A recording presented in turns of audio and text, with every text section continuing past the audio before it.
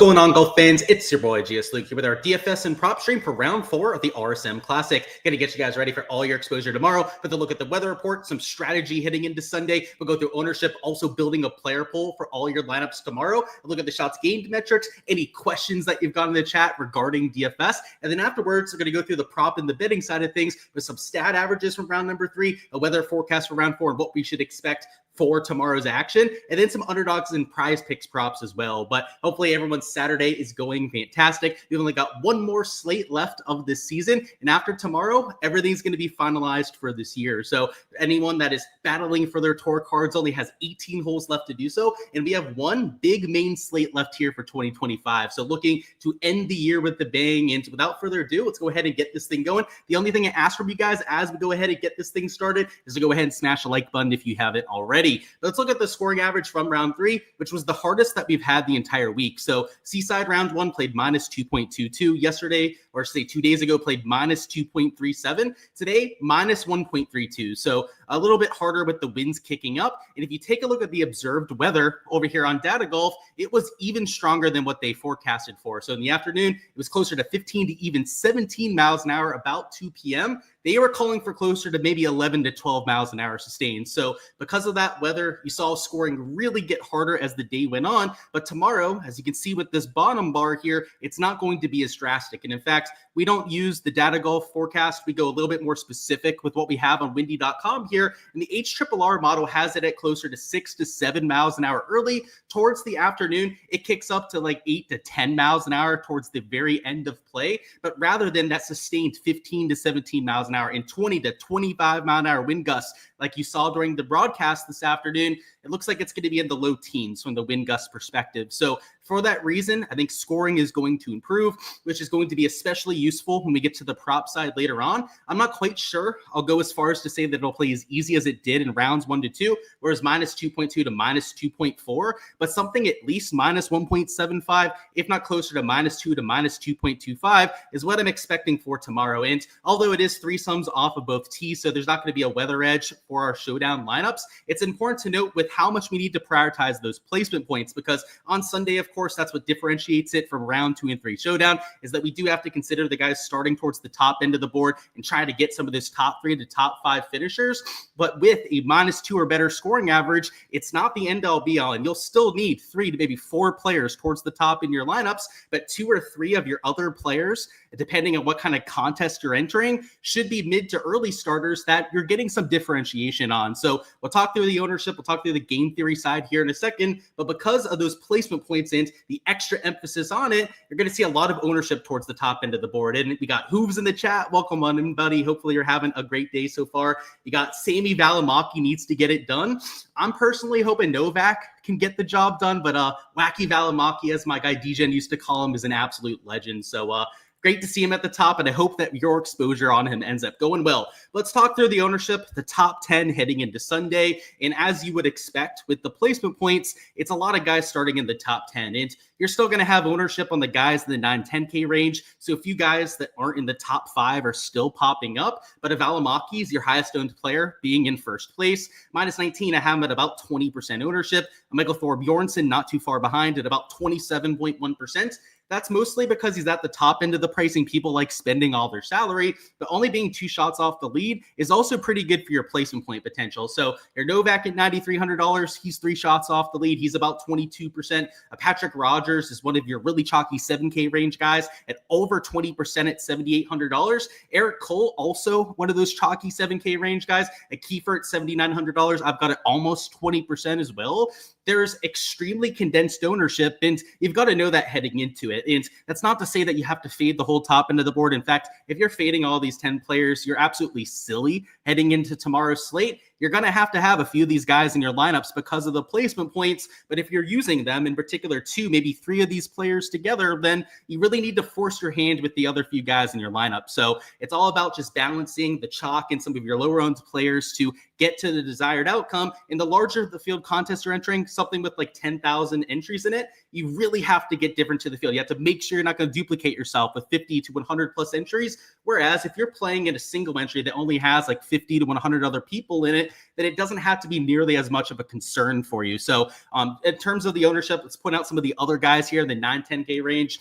You've also got a Siwoo Kim, a Rico Hoey that are in shouting distance of the lead. JT Post in one of our core plays as well at -14 is going to be almost 20% owned, but it's extremely predictable with the Sunday dynamic because of those placement points, because of people really jamming in the top end of the board. And the guys that you have to be especially careful with, just like you had in round 1 through 3 Showdown, are the guys in the 6 and 7K range, because towards the bottom end of the board, a Patrick Rogers at like 22% is sometimes like almost 10 times higher owned than some of the players around them. And, you've got guys in the 7K range that are 2 to 3% owned.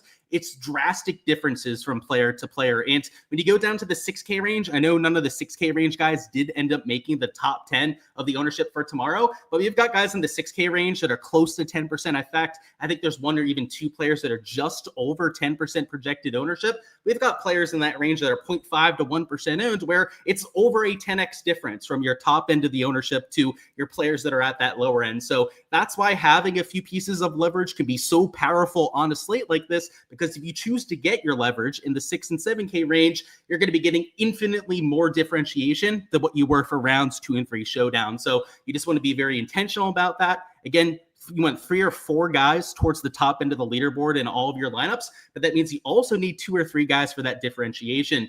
In terms of building a player pool, it's much like we've had the last few days, except we're going to have some extra emphasis at the top end of the leaderboard. We've got ball striking poppers at the top, short game regression candidates. We're just about to go through the shots gained metrics together, so we'll be able to show you what that looks like. Also got course history in there, high upside players. Those will get us some of the leverage plays in our lineups. And then towards the bottom is the addition for round number 4, and that is the placement point tag. And those are my stands where I'm playing in like 50 to even 60, 70% of my lineups for tomorrow, because to get leverage on these guys that are nearly 30% owned, you've got to take that kind of a stand on them. So that's why I have an entire tag dedicated to those sort of players. And oftentimes when I'm choosing who I'm going to use for that placement point tag, I'm not just looking at the round 3 stats.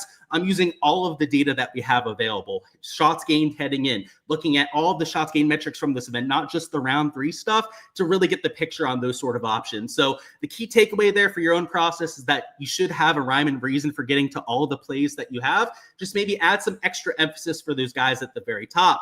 Now let's go through some shots gained metrics. So just like we had the last few days, you want to be staying on top of how guys are getting it done. And in particular, we want to tail the guys that are getting it done with how they're hitting the ball. That shots gained off the tee, that shots gained approach, and putting that together as the shots gained ball striking tab. And Zach Blair was number 1 in the field. And he's kind of known as a wind player. So at least to me, not a surprise that he ended up having a really good moving day. Him and a John Pack, more positional players that have excelled in those kind of conditions in the past, gained almost 4 strokes ball striking respectively. Semi Valimaki, your leader, gained over 3 strokes ball striking.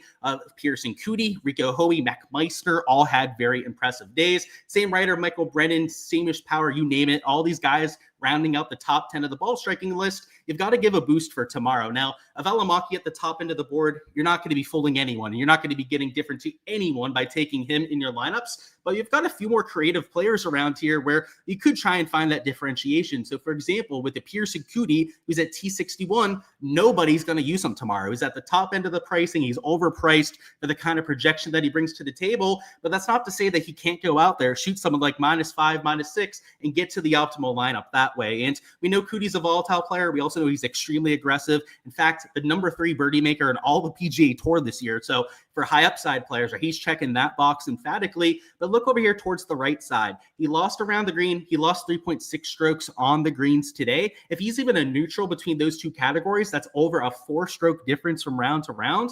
Those are the kind of players that you might want to explore at lower ownership numbers. And in the case of Cootie at sub 10% ownership up top, is something that you're not going to find very often. And even if you extend this ball striking the whole way down to these guys in like the 1 to maybe 2 shots gained range, these are guys that you want to give a little bit of a boost to as well. And maybe not as big of a boost as the guys that we have at the very top, but still guys that are going to project a little bit better than some of their counterparts. And then on the flip side, we want to take a look at the short game stats. So that's around the green and your putting. These categories are a little bit more volatile than what we have on the ball striking side. So players that gained over 1.5 strokes putting, and especially your players that gained over 2 strokes putting and 3.5, like a Denny McCarthy at the top end of the board, it is very hard to believe that they're going to do that in back-to-back rounds. Now, there are a couple exceptions. Every single event, we have a few guys that can get hot on the greens, and oftentimes those those are some of your best putters in the world. So, out of this list, would it be that shocking if Denny McCarthy had another like 1.5 to 2 shots gained day? It wouldn't, because he is one of the best putters that we have in the entire world.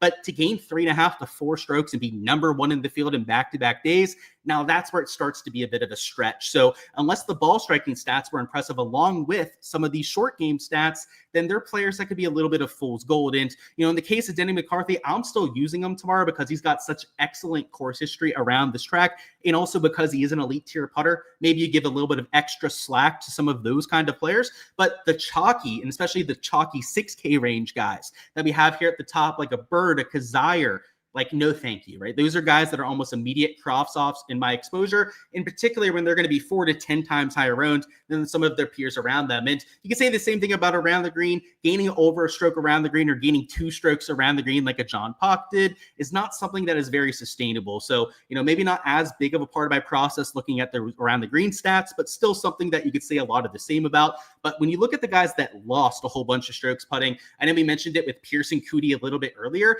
there could be some upside here too, and you don't want to do it blindly. So for example, with a Jesper Svensson, who I played today, did not go well. Played him for an over on birdies too. He was absolute horse shit. I think he shot like +7 or something. So wasn't even close on it. He lost 4 strokes putting. That was part of the problem. He couldn't find the bottom of the putt if it was for his life. However, he also lost like 4 strokes ball striking. So it was pretty much everything that wasn't going well for him. Not to say that Jesper's unplayable. He is a top 15 birdie maker on the PGA Tour. So I guess, spoiler alert, I am going back to him for round 4, just in case we get some bounce back performance. But it's not because of how he played today. Let's put it that way, right? It's some of the longer term stuff. Kind of like with Denny McCarthy, the course history has nothing to do with how he played today. There can be other reasons that you get to some of these players. But for example, more of the short game regression candidates that we're looking for would be a Cootie, but also Rosenmuller. Rosenmuller, you can see here, lost about 0.09 shots ball striking. He lost a little off the tee, gained strokes with the approach play, but lost 2.4 putting. That's a bounce back candidate. You got an Austin Eckroat here as well. He actually gained strokes in the ball striking categories, but lost over 3 strokes around the green plus putting. Just be a neutral in those 2 categories, and that is a huge improvement from round to round. So there's a lot of those players I'm looking to get into my exposure as well. But also around the green, if you lost 1.5 to 2 strokes in that category, it's hard to believe that that's going to happen in back-to-back days. So for example, in Andrew Novak,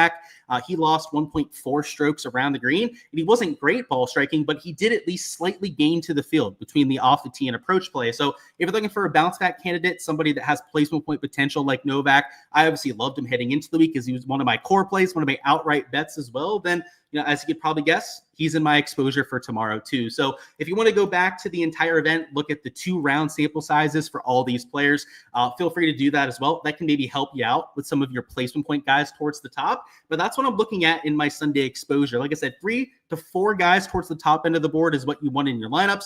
And depending on how chalky you are with those 3 or 4 players, you need 2 to 3 pieces of differentiation to make sure you're not duplicated. Let me see if there's any questions for DFS. If not, I'm going to go through props. You said, let's go Novak. Amen to that. If you guys have any player pool deep dives, feel free to let me know. But let's focus on the prop side now. So in terms of the round 3 averages, we have them on the screen here. However, I don't know if they're going to be very accurate for tomorrow because with conditions looking a little bit calmer, I think it's going to look more like rounds 1 and 2. So let's at least go through the averages first so that we can set that baseline. It played harder at -1.32. I did not see that coming. I ended up losing 2 units on my pick'em exposure today because of that, because I was wrong with my course read. So obviously a mistake on my part. We'll try and get after them tomorrow and have a little bit more accurate of a course read. And we'll go over that here in a second and why I think it might be a little bit easier this time around. But birdie average was lower. Bogey average was higher than what it was. I will say, though, the bogey average only went up from like 1.8 to 2 per round. So that actually wasn't a very drastic difference. The bigger difference was with the birdie average, which was about 4.5 per round in round number 2.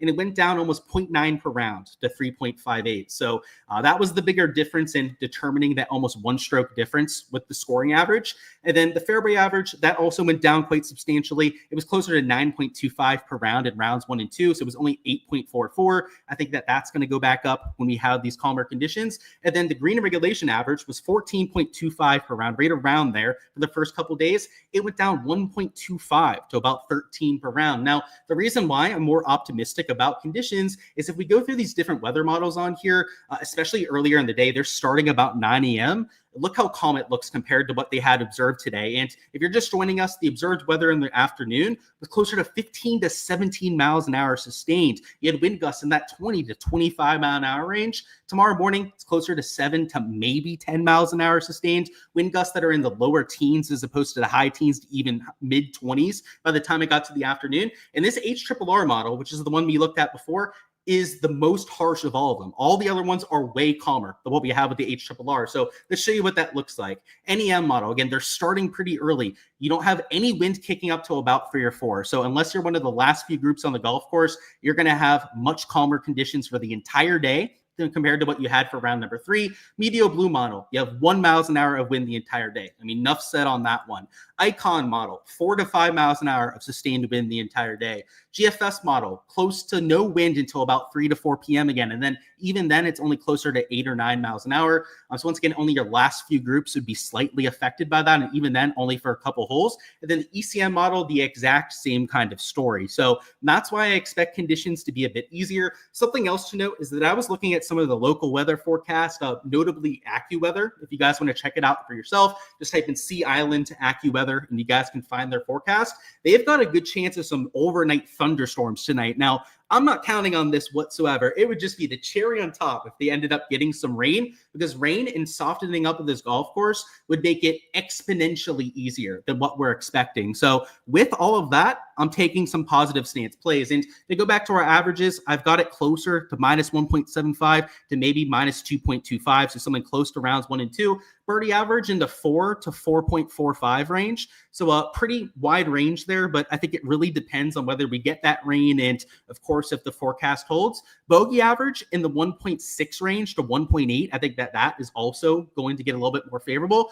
Fairway average, probably at least about 9 per round, if not a little bit over it, close to 9.25 like we had for the first couple of days. And then the green regulation average, I'll say 13.75 just to be conservative about it, up to the 14.25 that we had for the first couple of days. So that's the baseline that I'm using for tomorrow. And with that, here's a few props that make sense. And this isn't the exact JT Poston prop that I ended up playing myself. I actually got Poston at 4 birdies and now he's at 4.5 on Prize Picks. So if you're a part of the Patreon page, you guys would have been able to catch that a little bit earlier. But even before the Prize Picks board dropped, I was looking at Underdog to try and figure out some stuff to play. And I was considering Poston at 67.5. And I didn't end up entering it myself at this number, but 67.5 is just minus 130 towards the under on DraftKings. So not quite a plus EV value just with that alone, but you're talking about Poston that is from the golf course. He finished top 5 at it last year. He quite literally plays this golf course 50 to 100 times a year. He's literally from 1.5 miles down the road.